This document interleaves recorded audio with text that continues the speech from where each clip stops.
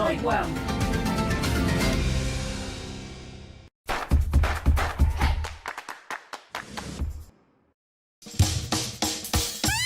La Metropolitana en la Feria Internacional del Libro de Guadalajara. Acompáñanos en nuestras transmisiones en vivo. Vive la reunión editorial más importante de Iberoamérica. Guam, líder en conocimiento. Hashtag Soy Guam.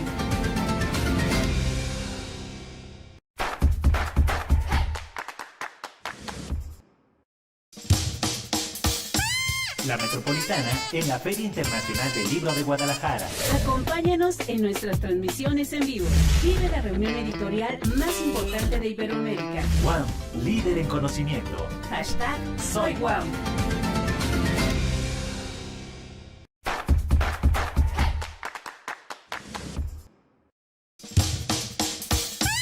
La Metropolitana en la Feria Internacional del Libro de Guadalajara.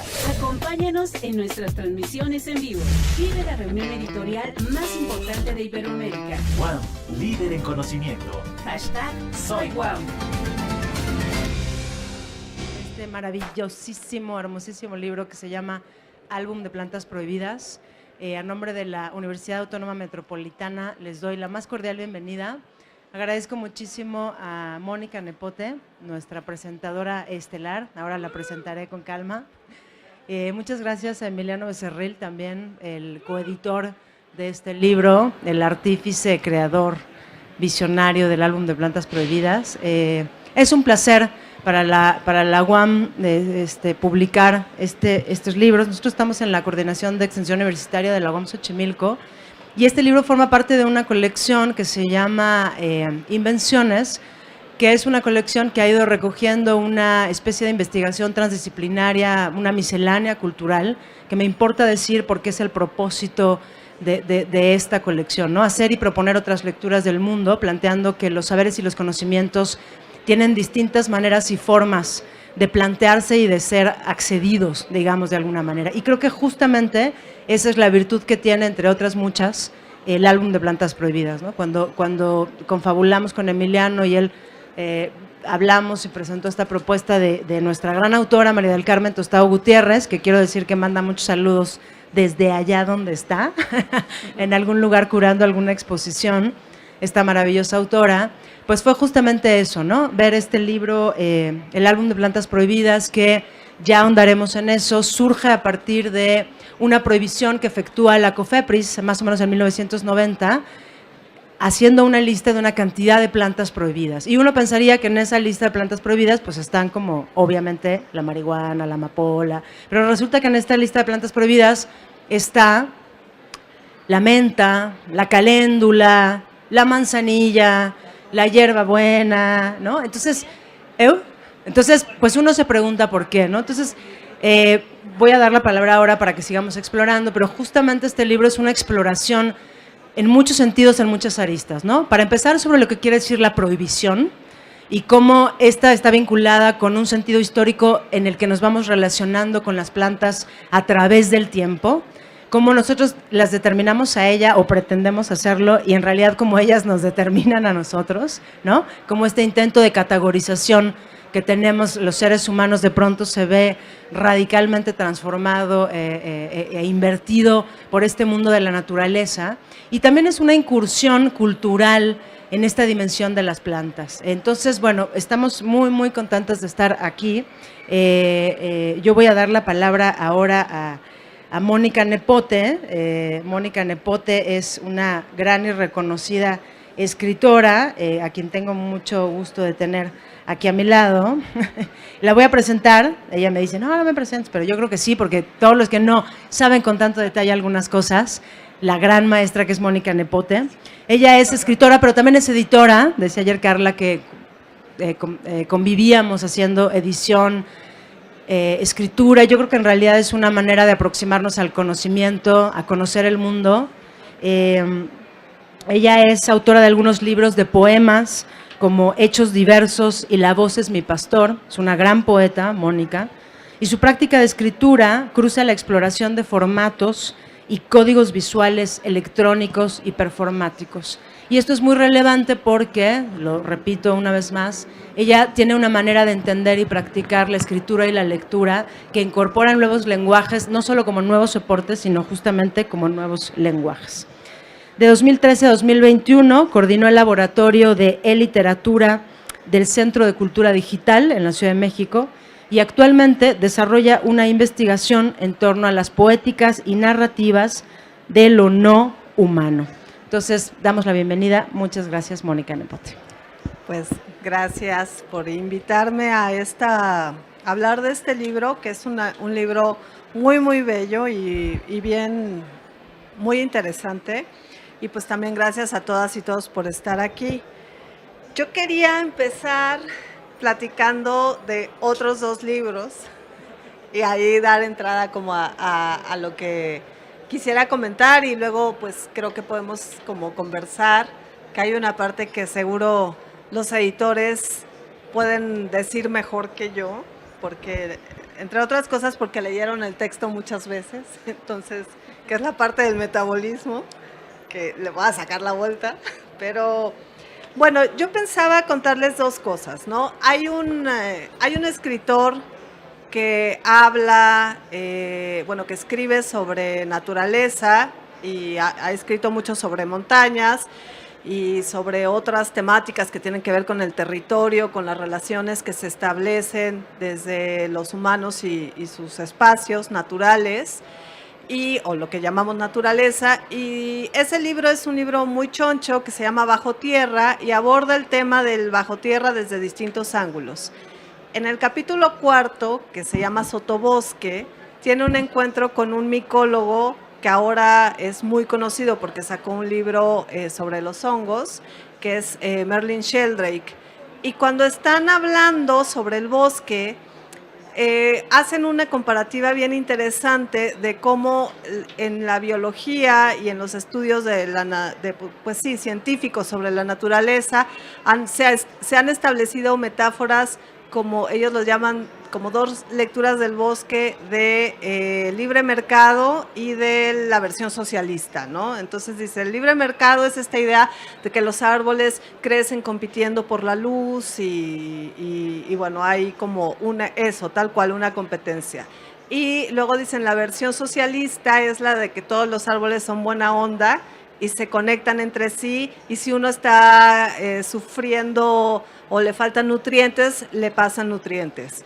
Y Sheldrake dice una cosa súper interesante, dice, la verdad es que yo en esta relación con el bosque me siento como un espectador ante una gran obra de teatro, es mucho más complejo, tendríamos que crear metáforas más complejas para entender y describir esto que llamamos naturaleza. Y entonces McFarlane le dice, pues tal vez tendríamos que hablar en espora. Y el otro se prende y le dice, claro, eso es hablar en espora y les corresponde a ustedes, los escritores y los poetas. Entonces a mí me gusta mucho usar esa parte en los grupos en los que trabajo, hablando de coescrituras, como para decir, bueno, ¿qué es hablar en espora? Y ha sido una polémica interesante o sea, un tema problemático, porque no podemos deshacernos del lenguaje humano y de las metáforas a partir del lenguaje humano. Luego, del otro libro del que les quiero hablar, o más en concreto, es un poema que no se los puedo citar, pero es el libro de El sueño de toda célula, de Marisela Guerrero, una poeta de lo mejor que tenemos en la poesía mexicana, donde ella también habla de la relación con las plantas. Es un libro muy, muy hermoso. Y en un poema habla del descubrimiento de Susan Simard en los 90, que fue la que descubrió precisamente este lenguaje, esta comunicación entre las raíces de los árboles con las micorrizas, y fue como un gran cambio de paradigma en ese momento. Y el poema de Marisela habla de cómo ese lenguaje es un lenguaje de bioquímica, cómo es un lenguaje de moléculas, cómo es un lenguaje de nutrientes, y eso es algo, y aquí ya entramos como al libro de Mari Carmen, eso es algo que está muy presente en este libro.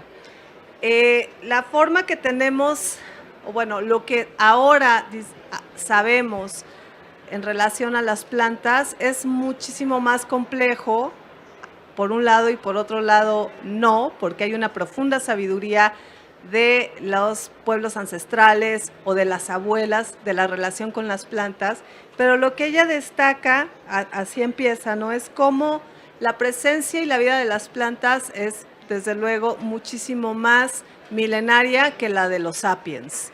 Y cómo, la pregunta es cómo somos nosotros como humanos, qué tenemos en relación a las plantas y qué les hemos, digamos, copiado a ellas, ¿no? En función orgánica, en función metabólica, y cómo estamos tejidas y tejidos con todo lo que es este mundo enorme, que además, bueno, aquí está un amigo botánico, la biomasa, o sea, la biomasa vegetal es como muchísimo más presente o más pues sí, como más peso y más presencia y más, no sé cómo decirlo, que el animal, ¿no? En el planeta, todavía, por fortuna. Y bueno, lo que ella hace es contar esta historia, y lo que me parece es que ella atiende con mucha delicadeza, interés y con muchos recursos, porque ella viene de la etnografía y esta es una etnografía de estas plantas prohibidas. Todas estas versiones y lecturas que tenemos ahora del mundo vegetal, ¿no?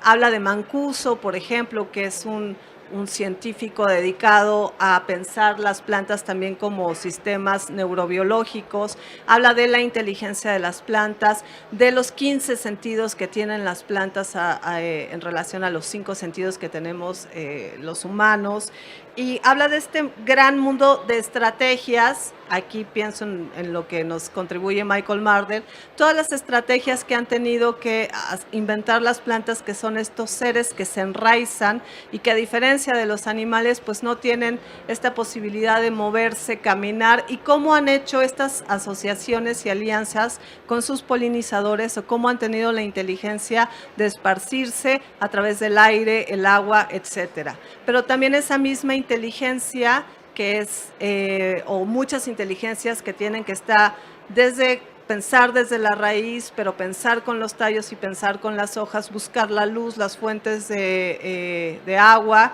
esta capacidad también de producir su propio alimento. Y bueno, y habría que pensar en una metáfora que ayer platicábamos también aquí en la presentación con Aurelia, ¿no? Cómo nos escriben las plantas también, cómo los humanos, las humanas, estamos escritos por estas compañeras y estas madres también que son de nuestra vida. Siento también que Mari Carmen está cercana a un libro y a unas ideas, al menos que yo conocí en un libro que se llama Vivir en un planeta herido, que hace otra antropóloga que se llama Nat Singh, que ya hizo un libro sobre los hongos, junto con Elaine Gann, que es una artista y una investigadora, y en ese libro hablan, por ejemplo, tienen un concepto muy bonito que es estos animales que ya se extinguieron, su fantasma queda un poco en la planta que convivía con ellos, las plantas que eran su alimento, ¿no?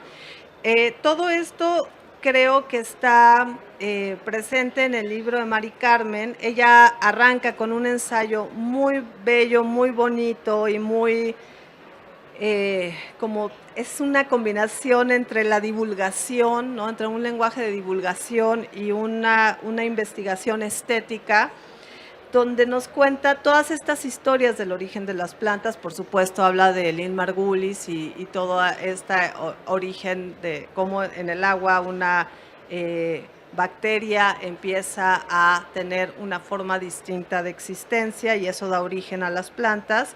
Y toda esta red, como todo este sistema complejo y que es el mundo vegetal, y después para anclarse en la parte del metabolismo de las plantas, que es muy, muy interesante y al mismo tiempo muy complejo, y cómo a partir de ciertas sustancias que segregan, que emiten las plantas, que tienen que ver con la relación que tienen con insectos que pueden ser sus atacantes o con insectos que pueden ser sus aliados y sus polinizadores, y cómo a partir de esta producción de sustancias que son percibidas con unos sentidos que nosotros no poseemos, pero sí poseen otras especies, cómo se van estableciendo relaciones, asociaciones, etcétera. Le voy a dejar a Emiliano la parte que explique de metabolismo para saber cómo es que salen estas 83 plantas de las que Mari Carmen habla. Y este libro tiene unas ilustraciones muy bonitas, que aquí hay otra cosa del libro que me gusta mucho, ¿no? Que es un libro trabajado entre una madre y una hija. Y eso es algo muy hermoso también, ¿no? Ayer hablábamos como de la importancia de cómo lo afectivo también se transmina o aparece en estos espacios que tenemos de escritura, de hacer libros. Y bueno, esta colaboración entre una madre y una hija me parece también algo como para destacar. Hay una investigación muy profunda iconográfica, hay una investigación de las taxonomías, pero también hay una investigación que aborda la cultura, las interpretaciones como humanas, desde distintos lugares, desde distintos pensamientos, desde distintos usos y costumbres, desde distintos grupos humanos y la relación que se tiene con las plantas. Y la cantidad de historias y de narrativas y de pues eso, de hilos narrativos que encontramos en este libro es algo muy fascinante. Algo que me gusta mucho es que como buen álbum podemos abordarlo como un paseo, ¿no? Nosotros podemos abrir en alguna página como lo estoy haciendo ahorita y entonces nos encontramos a una personaje que es la lantana Camara. Y por ejemplo, ya que fue el azar, vamos a leer algo, ¿no? Dice, nativa de México, Centro y Suramérica, la lantana Camara se ha convertido en la pesadilla de ganaderos que la conocen por su sinónimo lantana hórrida.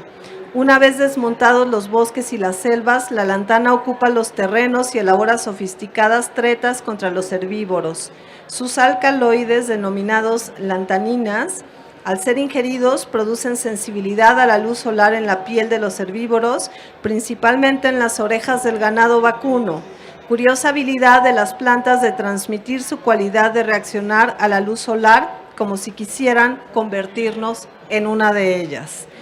Florece con tantos colores como sus nombres originales. Y aquí pone los nombres en maya, totonaco, purépecha y huasteca. Y después viene un pequeño poema, que eso me parece algo muy hermoso, que después de esta descripción, que sí es taxonómica, pero es cultural, pero es de usos y costumbres de la planta misma y de los efectos y la relación que tiene con seres humanos y también con personas no humanas, como pueden ser los animales.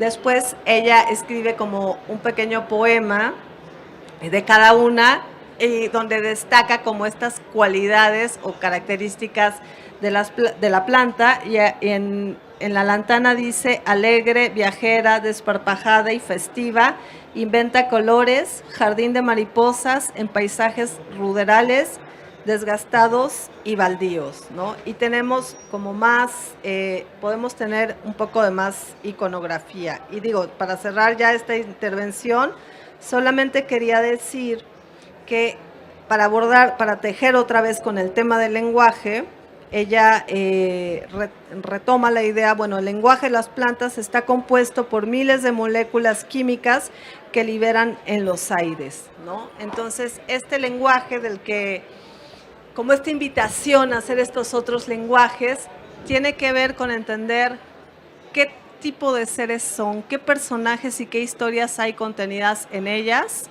y que son historias de supervivencia, pero también de inteligencia, pero también metabólicas, ¿no? Y la relación con esos otros que somos, pues, los sapiens o esos otros animales. Y en relación a esos vínculos o esa forma de tener una afectación en el sentido de, como dice Spinoza, ¿no? Algo que nos afecte, es decir, algo que establezca una huella en quien afecta y el afectado. De ahí es donde se componen estas 83 plantas en esta como narrativa de la prohibición, ¿no? Y aquí me quedaría yo un poquito. muchas gracias por las palabras. Es que sí, da para mucho todo este libro. Ya me arranco, ¿no? Sí. Y efectivamente, ahorita que comentabas las limitaciones que nos da el lenguaje a veces para entender la naturaleza, estaba yo pensando, ¿no? También como las abejas, por ejemplo, que son también muy simbólicas y metafóricas, ¿no? A veces las usan para hablar de la república o a veces para hablar de monarquías, ¿no? Entonces, cada quien lo usa a su conveniencia y, pues, según nuestras limitaciones, ¿no? Por ahí hace poco vi que Napoleón quería que la abeja fuera como el símbolo de su pues, reinado, pero al final creo que fue el águila una vez más, pero bueno, en fin. Pero él, de todas formas, en su ropa usaba como abejitas y en sus sábanas y estas cosas. Pues sí, o sea, los editores tenemos la deformación profesional de hacer libros sin querer a veces, ¿no? Entonces, Cofepris publica una lista y de repente pues a alguien se le ocurre hacer un libro de esa lista, ¿no? Que a lo mejor si no hubiera publicado esa lista Cofepris, pues no hubiera sucedido el libro, ¿no? La deformación profesional del editorial tiene eso. Y es una lista de plantas prohibidas para comercializarse para hacer té. Es una lista un poco más larga que no nos dio, que la cortamos porque, pues bueno, por sí es un libro gordo y por cierto, muy barato, gracias a la coedición además con la UAM. Es un libro muy gordo que ya no nos hubieran cabido todas las plantas, que son 100 y tantas, no me acuerdo, ¿no? Y hay muchas plantas como muy cotidianas, muchas plantas que tenemos en las cocinas de nuestras casas y todo, que quizás cuando uno se toma un té en exceso de estas plantas, hacen mal, ¿no? Como la menta, creo que no hay que abusar, ¿no? Como decía, ya saben que el veneno está en la dosis y el remedio también, ¿no? Como decía alguien que no me acuerdo quién es. Y este libro es muy bonito porque básicamente pues los herbarios y toda la historia del conocimiento pues es un ordenamiento arbitrario, ¿no? El conocimiento se ordena y sobre todo el de la naturaleza se ha catalogado de manera arbitraria por quien haya decidido hacerlo a lo largo de la vida. Y entonces este libro pues es un orden arbitrario también del conocimiento, pero muy interdisciplinario y también por eso es muy pertinente que esté en esta colección que dice Andrea y no es menor que una etnógrafa que es la ciencia de la interdisciplina haya estado atrás de un libro, ¿no? Como este. Y entonces lo que hicimos fue, pues bueno, estas plantas tienen orígenes muy distintos. Están en México, ustedes saben que las plantas pues son migrantes. Entonces hicimos una gran división geográfica por continente dependiendo del origen de cada planta. Y luego lo que hicimos fue tratar de encontrar representaciones de estas plantas en sus distintos lugares de origen y en distintos momentos, ¿no? Entonces hay representaciones de plantas de herbarios de Japón del siglo VI o de herbarios de la India o de la Edad Media. Y lo que es muy bonito con toda esta representación de plantas es que cada momento a su vez pues es reflejo de una época, ¿no? Entonces, por supuesto que en la planta que viene de un herbario de la Edad Media, pues está el diablo también dibujado, ¿no? En muchos, o sea, es muy bonito hacer ese recorrido gráfico y ahí está, exacto, el diablo aparece, te descuidas y en la Edad Media el diablo, ¿no? Y entonces, y además es muy bonito como contraponerlo quizás a los herbarios actuales, que por más que son pues muy bonitos los herbarios porque son plantas, a veces pueden terminar siendo muy monótonos porque se decide a veces usar un mismo de iconografía, un estilo, ¿no? Y a veces tienen también la taxonomía abajo y punto, ¿no? Este herbario justo contrasta con la monotonía que podrían tener los herbarios modernos, y este ya es como posmo, esta palabra que nos gusta a Andrea y a mí decir, ¿no? Es un herbario posmo, porque justo como que te enriquece visualmente. Y al mismo tiempo los herbarios creo que lo que hacen es que son muy como de investigación. Tienen la descripción taxonómica, la geografía, punto. Y acá lo que hicimos fue también pues reconciliar todo lo cultural que puede haber alrededor de una planta. Entonces, sin importarnos si hay seriedad científica o no, ¿no? Entonces, está incorporado el uso cultural de la planta y luego la seriedad científica también. Como que muchas veces están separados estos mundos, ¿no? Entonces, a nosotros nos pareció importante pues poner a dialogar todo lo que hay alrededor de una planta, ¿no? Entonces, puede ser que hay pues en la industria farmacológica que se use para X, pero también hay usos, ¿no? A lo mejor para abortar, bueno, plantas de muchas, ¿no? Pero a lo mejor no todas son sanas, ¿no? Y luego, pues, de todo tipo. Y entonces, eso nos permitió también hacer una reflexión más artística. Entonces, cada planta tiene, además de su relato, que es como una pequeña crónica muy bonita, escrita por Mari Carmen, sobre la historia de la planta, la ciencia, vinculando también pues lo indígena, lo occidental, lo oriental, todo. Eso permite después hacer una especie de ensayo gráfico, entonces, y luego poético, ¿no? Entonces, después de cada planta, casi en la mayoría, hay un poema producto de lo que esta planta pues evoca, ¿no? Y después hay un collage.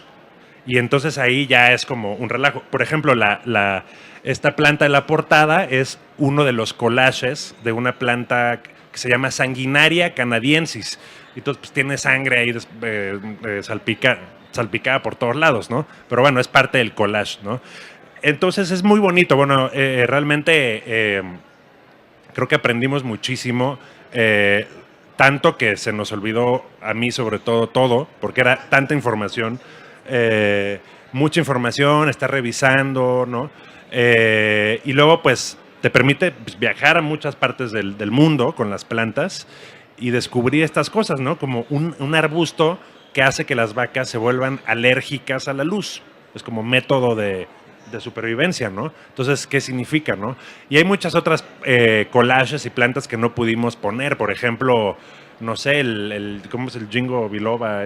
¿Cómo se llama? El ginkgo, nunca sé, exacto. Que pues los astronautas rusos siempre toman té de esto antes de ir al espacio y hay como ciertos usos y costumbres. Claro, tienes que tener una cultura astronauta para tener usos, tomar té antes de ir al espacio y ser ruso, pero nosotros no. Pero bueno, en fin, es un poco así y es un gran libro que de repente pues ha sido muy buscado, se nos está agotando y estamos muy contentos por eso y ganamos un premio también en el García Cubas con este premio, en fin, y está mucho más barato de lo que debería ser, entonces yo les recomiendo que lo compren. Llévelo ya, porque se acaba. Yo quiero rescatar 3 cosas que se han dicho acá. Una es la inteligencia de las plantas, otra es los herbolarios y otra es la seriedad científica, porque creo que este libro, además de todo lo que ya se ha dicho, es de una manera intuitiva y correlacional a cuestionar justamente lo que concebimos, no lo que significa, sino lo que concebimos como inteligencia, como seriedad, como ciencia, básicamente, ¿no? Creo que una de las grandes habilidades de María del Carmen Tostado Gutiérrez es justamente ella como una suerte de justamente paseante e investigadora natural, no determinada por una academia, sino por su pasión de existencia, transita por el universo y va descubriendo con un pretexto de una prohibición, una lista de prohibición, pero en realidad es como una suerte de pretexto, porque en realidad es lo que ella la invita a decir, a ver, a mí me fascina este universo, ¿qué es esto? ¿Cómo se come? ¿Qué pasó antes? ¿De dónde vino? Y entonces ella se pone a investigar, empieza a rastrear, empieza a leer, se declara una no científica y hasta dice, discúlpenme los científicos si encuentran un error en este libro, no se pongan muy exigentes, ¿no? Porque en realidad es una manera de plantearse, insisto, ante el mundo como una forma de aprenderlo y conocerlo, más humilde, no sé si es la palabra, ¿no? Más, muy genuina. Entonces, quiero retomar eso, ¿no? Digo, hay muchos libros que se han escrito sobre pensaba ahorita en Metterlink, en la inteligencia de las plantas, y lo vinculo con los herbolarios, porque creo que la dimensión gráfica del libro no responde solamente a una propuesta de diseño o a un embellecimiento de la obra, sino que más bien históricamente los herbarios se dibujan. Siempre hay una correlación de observar con trazar para que quede registrado para la memoria, y en ese dibujo hay también un discurso. Si nosotros nos podemos analizar visualmente la obra, podemos ver con las representaciones, por ejemplo, acá seleccionadas del Códice Badiano, cómo piensa la humanidad en cada momento particular de la historia, qué instrumentos, qué materiales utiliza para representar, para interpretar e incluso para imaginar, porque esto que creemos de pronto muy científico, pues a lo mejor de pronto vemos la planta realista y dijimos, oye, pues sí se imaginó una planta muy bonita, ¿no? Entonces, incluso entre ese juego, entre lo que es la representación exacta de la ilustración científica, lo que es la misma ciencia, creo que hoy en día, como ha dicho Mónica con muchísima claridad, pues estamos ya pensando de muchas maneras, no una contraparte a la ciencia, sino que hay muchas otras maneras. En algún momento la ciencia fue pensar que la Tierra era plana y no por eso tenía menor valía, digamos. Es una forma de pensamiento también que hoy en día se abre y se extiende. Entonces, bueno, quería rescatar eso que me parece central, y había dicho otra cosa, que era, ¿cuál era la tercera? Dije, voy a decir 3. ¿Ya se les olvidó? No están prestando atención. No, dije 3, pero ahorita me acuerdo. Voy a nada más cerrar porque justamente quiero leer un par de fragmentos mínimos de esta manera en que Mari Carmen explora el conocimiento.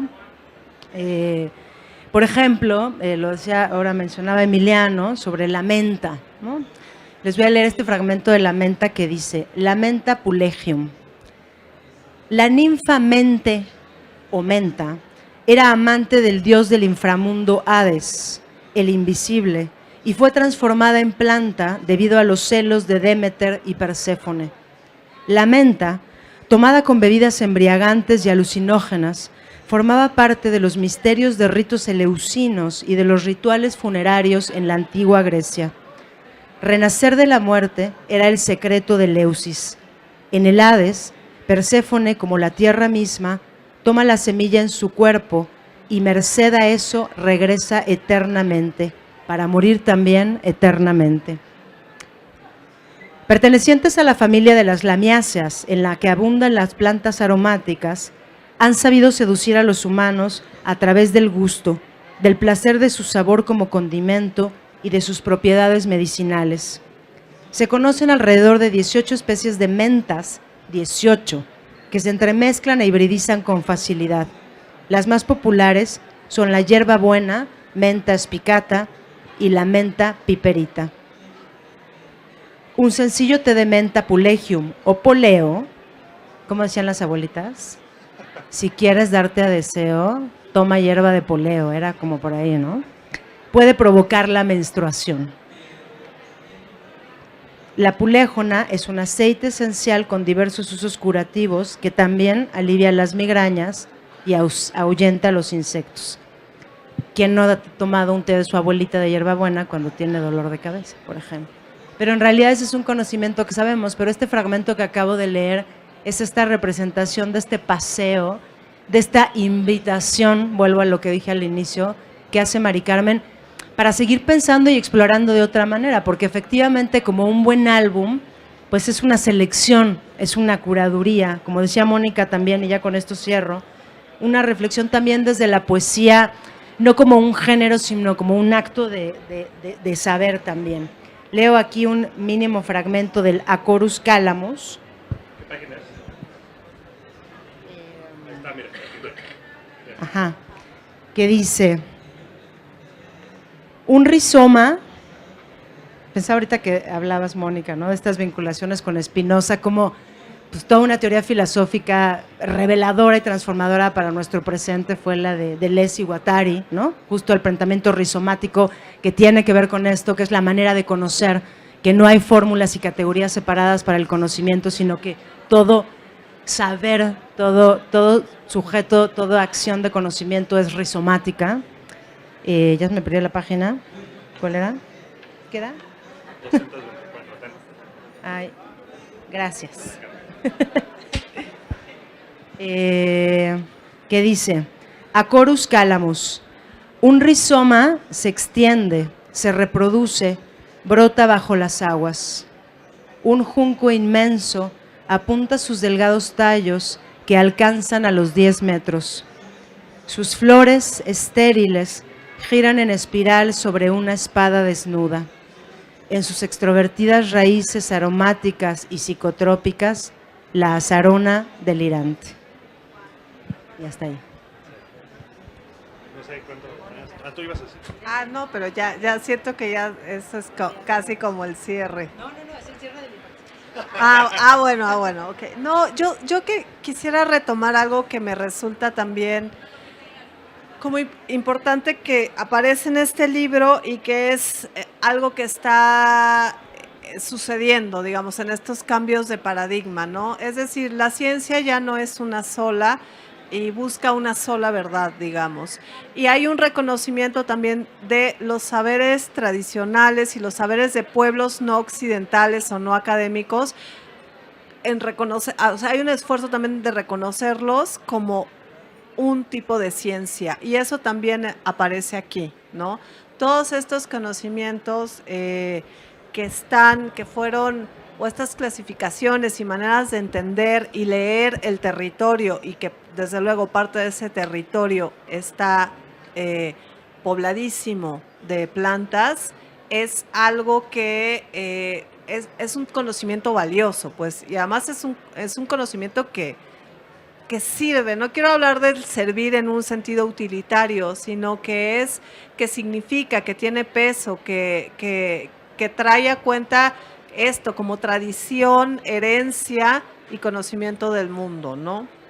Y creo que en ese sentido también Mari Carmen lo tiene, bueno, María del Carmen, yo acá diciéndome Mari Carmen como si la conociera amiga, es tu amiga. bien, y lo tiene muy presente, ¿no? Y yo, bueno, voy a leer una partecita que ella dice, que es como una manera en cómo presenta su trabajo, que ya lo hemos dicho, pero no está de más, ¿no? Dice, álbum de plantas prohibidas reúne ciencia, arte, descripciones biológicas y químicas, poesía, ilustraciones botánicas y collage.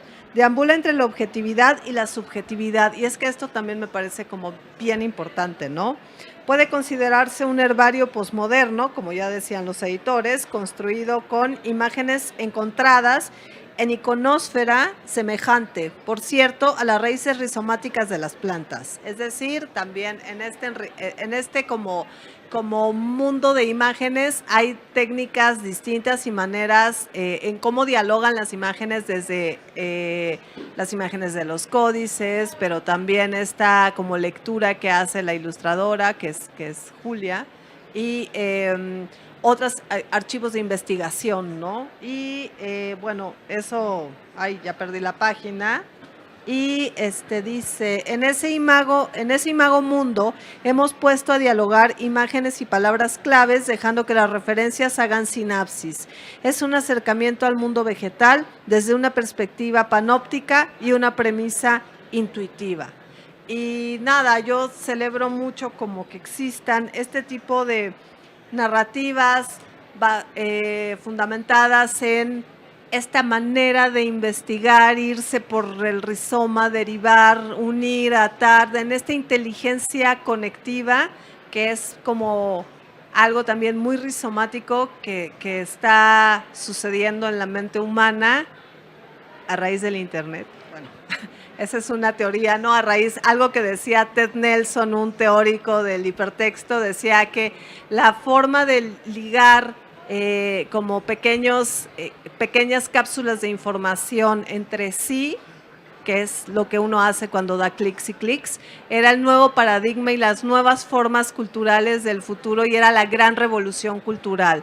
Y creo que en ese sentido la investigación y la forma de presentar, de producir este conocimiento que dialoga históricamente, que dialoga con tradiciones occidentales o académicas, con saberes milenarios de pueblos no occidentales o no, pues sí, no ligados al europeo, pero al mismo tiempo ciertos conocimientos antiguos de la Grecia clásica y tal, es como una muestra de esa forma de construir discurso, me estoy poniendo muy teórica, de construir discurso, ¿no? De contar historias. Y en esa multiplicidad de historias también tenemos multiplicidad de sujetos.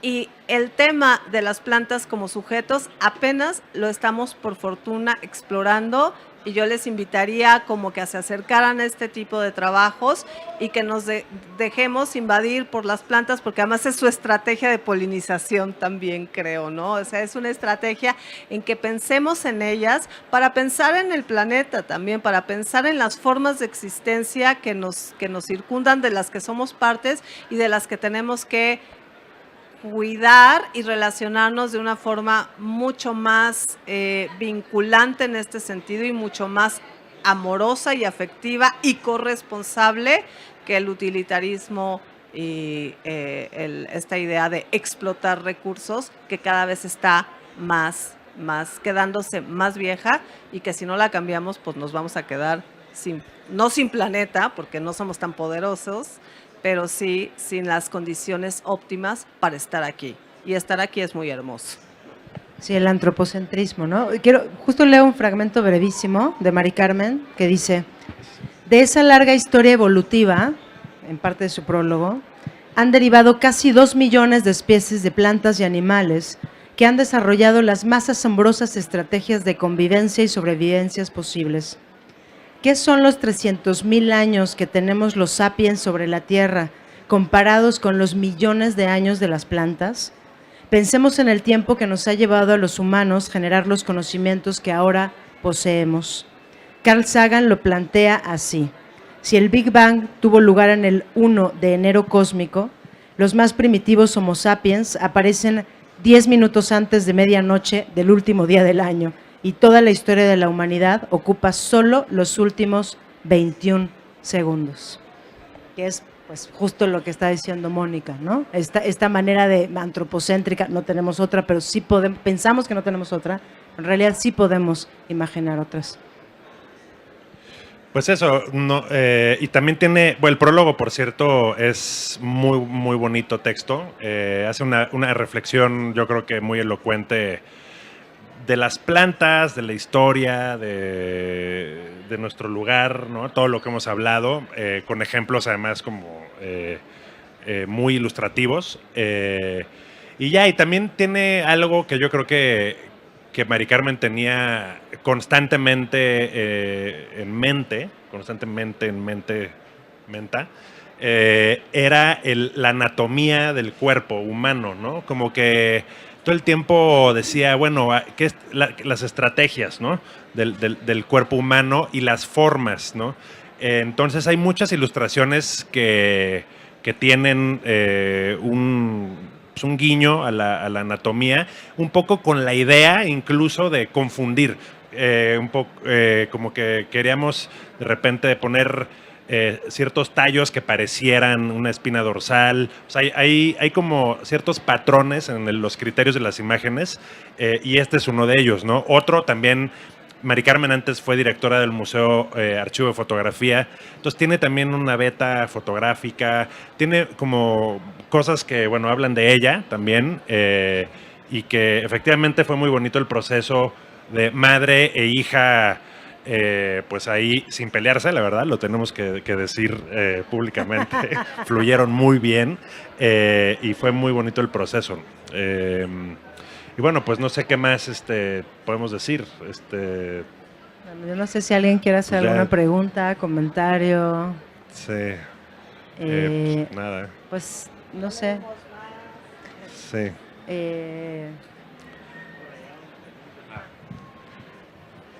Por ahí hay una. Muchas gracias. Buenas tardes. Bueno, la pregunta y la curiosidad es si va a haber un segundo tomo con las plantas que no incluyeron ahí.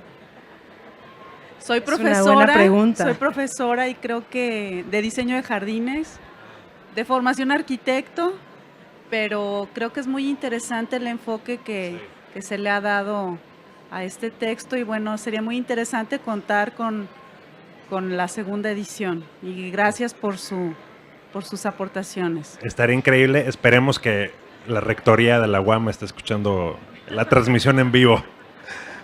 Que le llegue el mensaje. Hola, buenas tardes. Soy profesor Saúl Vargas de Ciencias y Artes para el Diseño de Azcapotzalco. Trabajo en comunidades obviamente en la sierra de Oaxaca, en algunos lugares de Hidalgo, y siempre he escuchado a la gente, ¿no? Que te sientes mal, tómate esto. Y yo mismo, pues por enseñanza de mi madre y de mi abuela, cuando una estudiante de servicios sociales se siente mal del estómago, a ver, trae un hueso de aguacate, tráete uno de mango. Y bueno, tengo un hermano que es biólogo e investigador para la UNAM, y ya de grandes nos dijo, es que eso es tóxico. Sí, se queda uno así como que, pues, bueno, y me cura. O por ejemplo, ese rato platicaba con un compañero, el floripondio, ¿no? Que tengo sueño, te pones la flor abajo de la almohada, y resulta que en su libro viene que también, ¿no? Hay ciertas restricciones. Pero bueno, todo eso para agradecer su ponencia, es que está increíble el libro, me parece muy interesante y sí, ojalá hubiera una segunda parte. Y bueno, a ver si me firman ahorita por ahí unas palabras. Muchas gracias. Por cierto, algo que, sí, efecto, ese es esto, tal cual, ¿no? O sea, y tenemos una ignorancia terrible en todos los sentidos respecto a las plantas. Algo que fue muy interesante y que todas las imágenes que hay acá, excepto los collages, que eso es una chambota que se hizo Julia, todas las imágenes de los herbarios son imágenes que están en el internet y están libres de derechos, y bueno, fue un trabajal, la verdad, encontrarlas, e incluso ahí sí una gran negociación porque sobran, o sea, hay muchas, entonces ahí de, oye, pues mejor esta y la otra, ¿no? Entonces, bueno, también están por ahí estas cosas, ¿no? Pero son demasiadas y siempre se agradece que alguien pues, te baje la bola, ¿no? Básicamente.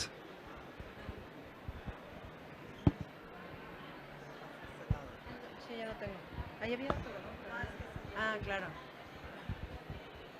Perdón, no me presenté, soy Penélope Herrera Navarro, profesora de la Universidad de Guadalajara y bueno, pues podríamos hablar también a lo mejor con el rector de la universidad, junto con el rector de la UAM y pues una segunda edición pronto. Muy buena idea, muchísimas gracias. Bueno, pues ya para cerrar, sumo ahora a lo que acaba de decir, ¿no? Que en realidad creo que también hay que, en este libro se permea, ¿no? Ahora yo leí una cita al conocimiento griego, pero claramente en México hay una larga tradición de un muy importante conocimiento sobre las plantas que también tenemos que no reverenciar en un sentido canónico, pero sí voltear a ver y recuperar, ¿no? Porque de pronto no solo es en los libros categorizados como científicos y autorizados, ¿no? Yo tomé hace un par de años, un taller, por ejemplo, con Marichuy de Herbolaria, y bueno, las mujeres que antes eran categorizadas como brujas, que llevan años trabajando en las plantas, sí saben las dosis porque han experimentado y lo han ido heredando de generación en generación y saben exactamente, lo decía Emiliano, porque a lo mejor sí es bueno el aguacate, pero depende en qué cantidad, en qué medida, cada cuánto, y no es lo mismo la automedicación que la prescripción de alguien que tiene un conocimiento y que no solo está en un consultorio, en una oficina o en un libro marmoleado guardado en una elegante biblioteca, ¿no? Es un conocimiento vivo, que me parece que también es el planteamiento. Me acordé ahora a partir de lo que decía.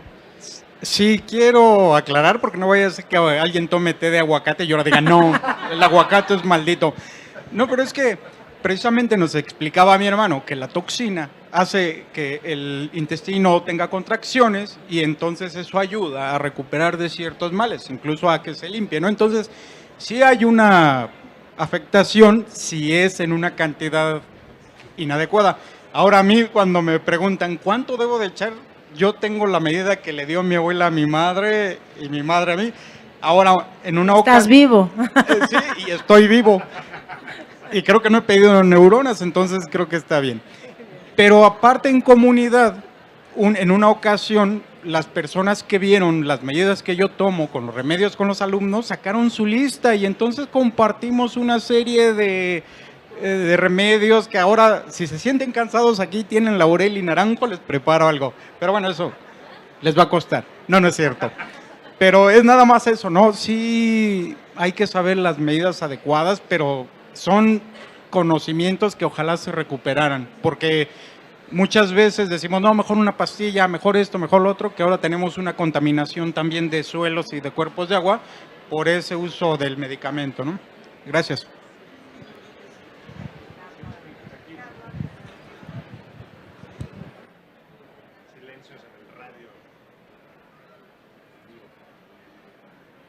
Se me acaba de ocurrir ahorita, si hay una diferencia entre, digamos, la cuestión asiática, americana, ¿no? De los beneficios de las plantas, es decir, ¿alguien vio algo diferente del otro o generalmente es universal, digamos, la apreciación de la menta o del ginkgo o, en fin, en términos de remedios, ¿no? Y usos? Se me ocurrió ahorita que tal vez a lo mejor en Asia se use para alguna cosa y en América, en fin, no sé. Pues bueno, o sea, sí de repente hay algunas plantas en las que dices, ah, mira, se usa para esto en Asia y en América para esta otra cosa, y a veces hay coincidencias, ¿no? O sea, pero al final digo, esto es el libro es un granito de arena de la totalidad, entonces, pues sería como, hacer una categoría así sería como, pues, irresponsable, entre comillas, pues, de mi parte, que soy un ignorante, pero sí, y luego, bueno, ahorita me acordé de la yumbina también, ¿se acuerdan que igual aquí en una época como que se puso muy de moda historias trágicas de la yumbina, que es la usan para que los caballos se apareen y se exciten, entonces pues tampoco uno puede excederse en esas dosis, creo que ni siquiera tomar, ¿no? O sea, pero bueno, hay muchos, hay coincidencias y diferencias. Entonces, Bueno, pues para cerrar, yo quiero agradecer, ayer hablabas, Mónica, de la afectividad y sí quiero decirlo, porque primero Emiliano, quien es un querido amigo, así que bueno, gracias por la confianza para coeditar este libro que, como decía, del cual fue artífice, creador, conceptualizador. Gracias por abrir las puertas también para que podamos en la universidad con esa misión abrirlo y darlo a conocer el mundo. Muchas gracias, Emi, a Mónica, querida también amiga. Bueno, yo la considero mi amiga, no sé si ella a mí, pero... También Mari Carmen, gracias Emiliano, porque Mari Carmen es una maravillosa persona que ahora es como una gran amiga, que además luego resultó que teníamos 80 coincidencias y sus hijas y mis hijas habían tomado clases, entonces como que se ha hecho también curiosamente un territorio de muchas amistades a partir de este libro de Mari Carmen, así que no solo es un gracias formal a la universidad y a nuestros ponentes, sino un gracias sincero. Y gracias a ustedes por escucharnos. Ahí este libro sí se está agotando, creo que quedan muy pocos ejemplares, así que aprovechen. Bueno, un placer. Gracias.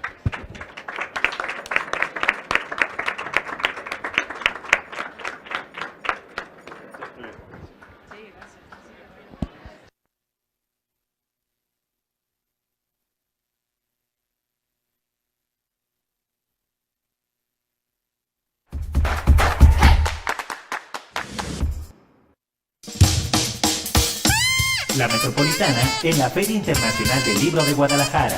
Acompáñanos en nuestras transmisiones en vivo. Vive la reunión editorial más importante de Iberoamérica. Guam, líder en conocimiento. Hashtag Soy Guam.